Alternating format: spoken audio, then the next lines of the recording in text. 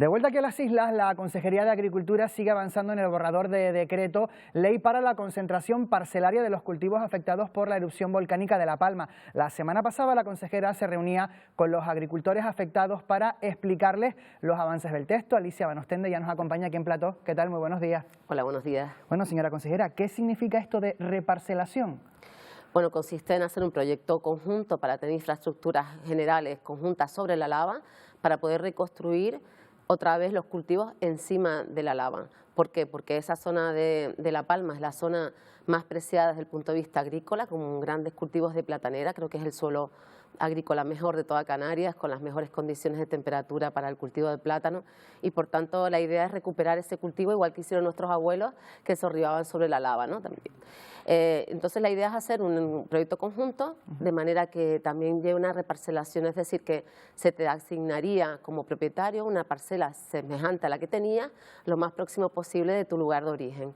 En esta reparcelación, bueno, teníamos también peticiones de los agricultores, varias peticiones que hemos estado trabajando en los últimos meses, y bueno, yo creo que las reuniones de la semana pasada fueron muy interesantes, porque además hicimos reuniones con un aforo más pequeño para poder dialogar mejor con los afectados. En esas reuniones de la semana pasada se les explicaban a los agricultores esas novedades que incorpora el borrador del decreto. ¿Qué asuntos se han incorporado al texto? Sí, lo que hemos intentado ha sido flexibilizar este decreto ley lo máximo posible. ¿Cómo? Buscando tres vías distintas.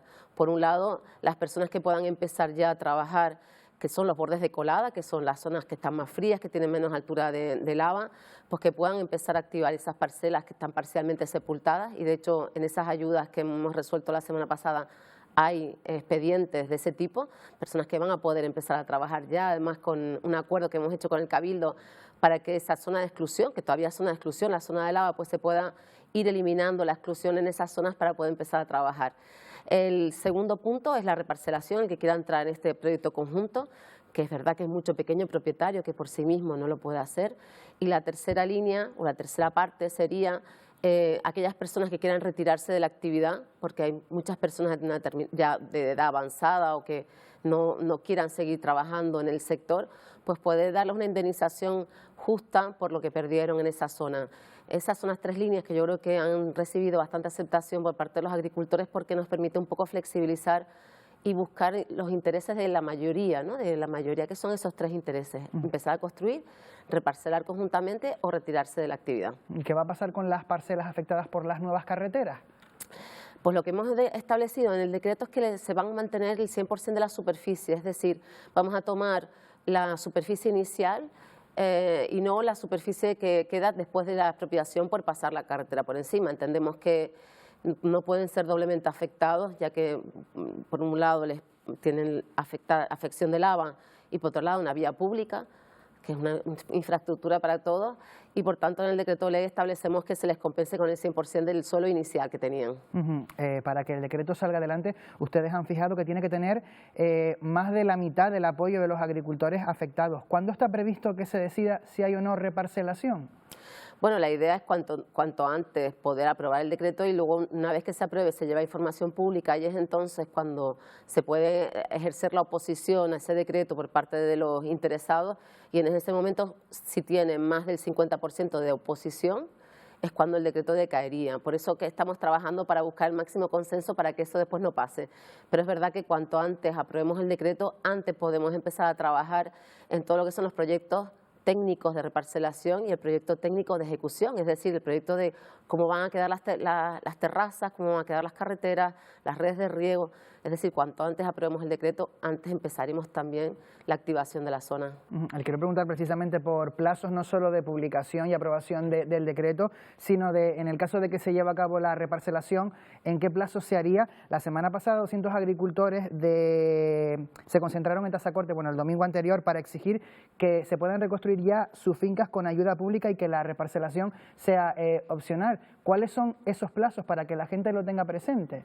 El plazo de todo lo que es el proyecto de reparcelación que establece el decreto ley son aproximadamente 1 año y medio a partir de la aprobación del decreto. Es decir, todos esos plazos que necesitas cumplir de información pública, de trámites, hasta culminar ese procedimiento es 1 año y medio.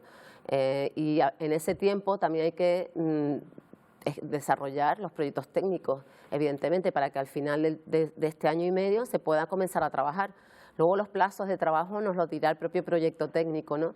Y también nos lo dirá el mapa de temperaturas, que también estamos trabajando con Involcan para hacer un mapeo mucho más en detalle de las temperaturas de las coladas, para ver exactamente por dónde está más frío, por dónde menos y por dónde se puede empezar a trabajar antes.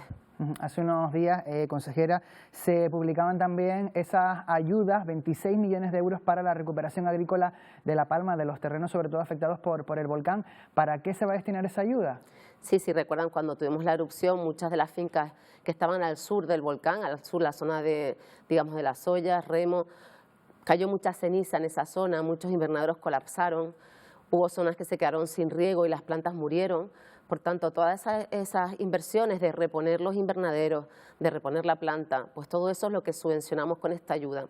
Y además también subvencionamos lo que es la reconstrucción de los bordes de parcela, de los bordes de la colada, que estaban esas parcelas parcialmente sepultadas, pues también podemos financiar todas esas obras de recuperación ya de esos bordes de colada con estas ayudas.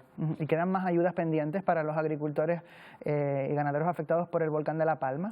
Sí, por supuesto, todavía quedan las ayudas de pérdida de renta para este año, porque, por ejemplo, las personas que tuvieron que replantar, el plátano tiene un ciclo de cultivo más o menos de 1 año y medio, por ahí, depende de las zonas, ¿no? Entonces, claro, tú si siembras hoy, hasta dentro de 1 año y medio no vas a empezar a producir, con lo cual vas a estar 1 año y medio teniendo gastos de personal, de riego, de fertilizantes, de fitosanitarios, y sin embargo no tienen facturación, con lo cual es bastante difícil poder estar 1 año y medio en esta situación después de lo que venimos arrastrando, ¿no? Por tanto, hay pérdidas de renta para estas explotaciones y también para las que están sepultadas por la lava. Estamos trabajando con el Ministerio en esas pérdidas para pedir los fondos al Ministerio y que podamos hacerlas cuanto antes. En los trabajos en el campo, ¿qué está siendo lo más complicado para la recuperación de la isla de La Palma desde el punto de vista del sector primario? Bueno, yo creo que un poco todo, ¿no? Es decir, también por sectores. Bueno, el plátano es el más afectado y es verdad que el agua ha sido un elemento muy difícil. Hemos estado en la zona costera del Valle de Aridane con desaladoras desde que empezó el volcán.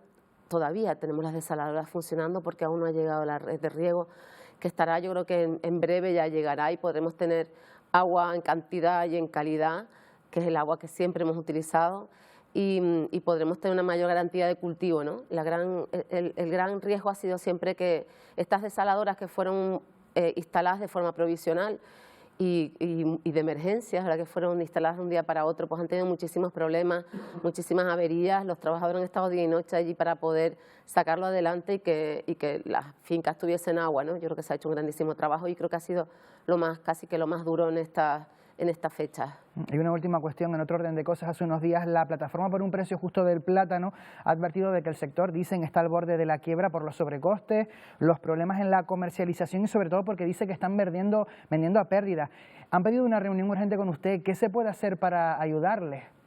Sí, ahora que es una situación complicada porque con las temperaturas tan altas que hemos tenido en los últimos tiempos, se ha madurado de forma anticipada muchísima fruta, ¿no? Entonces, ¿qué ha hecho? Que ha aparecido un montón de fruta en el mercado a la misma vez y además coincidió en un momento de menor demanda, que fue la Semana Santa. Es decir, en Semana Santa, que no hay colegios, baja la demanda, solo había 3 días de venta de plátano, entonces hubo una acumulación de plátanos que ha resultado en todo esto. Se han hecho retiradas de mercado desde Asprocan para intentar controlar ese exceso de oferta, pero la verdad que tenemos que seguir trabajando en la programación de los cultivos también y en la mejora de la comercialización. Yo creo que es fundamental. Y es verdad que el plátano tiene algunas excepciones en la ley de cadena alimentaria, pero finalmente sí tiene que cumplirla. Es decir, en la ley de cadena alimentaria dice que tu precio de venta anual, o sea, la media de tu precio de venta, te tienen que cubrir tus costes medios. Y eso también lo tiene que cumplir el plátano, igual que el resto de cultivos.